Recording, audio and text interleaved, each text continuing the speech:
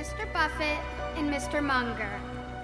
Hi, my name is Daphne. I'm from New York, and I'm 9 years old. And I'm excited to be at the Berkshire meeting, and this is my 3rd year. Wow.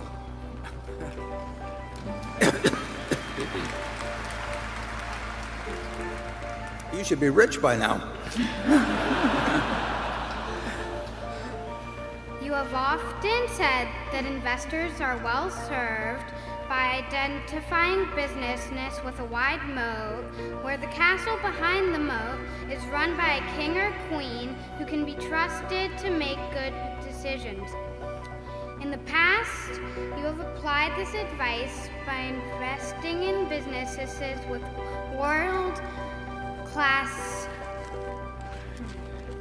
strong brands such as Coke, American Express, and Seas, as well as media companies that has helped these brands protect and widen their moats, such as Cap Cities, ABC, and the Washington Post.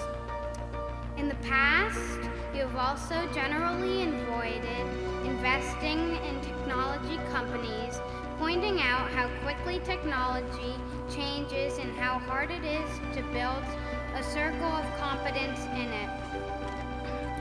Today, we seem to be in a world where some of the most dominant companies in the world are technology companies, and we have built powerful platforms such as Amazon, Google, Facebook, and Microsoft in America, and Alibaba and Tencent in China.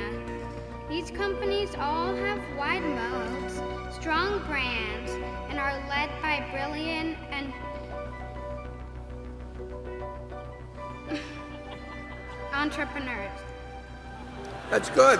My question to you is this.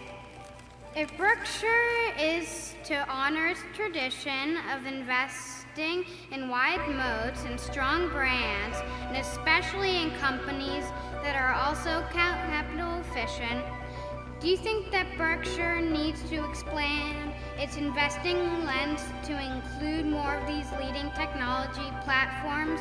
In other words, do you believe that you need to adapt your model of wide moats and strong brands to embrace, not avoid, technology?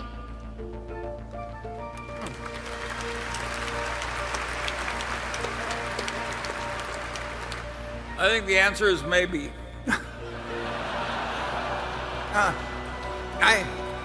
I think the answer is to put her on the board, and it'll bring down the average age enormously. We won't get criticized as much. You're exactly right in that we do like moats, and we used to be able to identify them in a newspaper that was the only newspaper in town, or in TV stations where we felt the dominant positions, and we felt the product was underpriced in terms of advertising it. We saw it in brands sometimes, and it is true that in the tech world, if you can build a moat, it can be incredibly valuable.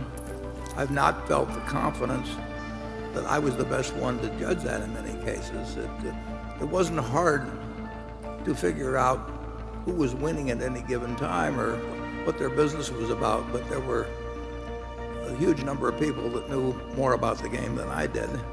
And we don't want to try and win at a game we don't understand. We may hire people, such as Ted and Todd, that are better at understanding certain areas of investing than I am, or maybe even Charlie is. But the principles haven't changed. You're right that some of the old ones have lost their moat, and you're right that there are going to be companies in the future that have them that will be enormously valuable, and we hope we can identify one every now and then, but we'll still stay within where we think we know what we're doing, and obviously we'll make mistakes even within that area. But we won't go into something because somebody else tells us it's a good thing to do. I mean, we are not going to subcontract your money to somebody else's judgment. You can take your money and follow somebody else's judgment. We're not in the business of thinking that if we hire 10 people with specialties in this area or that it will lead to superior investment results. And we do worry that we could blow a lot of money that way. So we'll do our best to enlarge the circle of competence of the people at Berkshire so that we don't miss so many. But we'll miss a lot in the future. We missed a lot in the past. The main thing to do is to find things where our batting average is going to be high. And if we miss the biggest ones, that really doesn't bother us as long as the things we do with money work out okay. Charlie? Well, I think we've still got an awful lot of companies with big moats, and a lot of them are very, and some of our industrial brands were just incredibly strong in the niches we're in. So the Berkshire shareholders don't need to worry about we're just one big morass of unprofitability or anything like that. But we have not covered ourselves with glory in the new fields. We won't end up all in buggy whips, though, or anything. But it's a very good question, and it's what we focus on all of the time. And we're trying to improve. And we hope we see you back here for your 4th next year.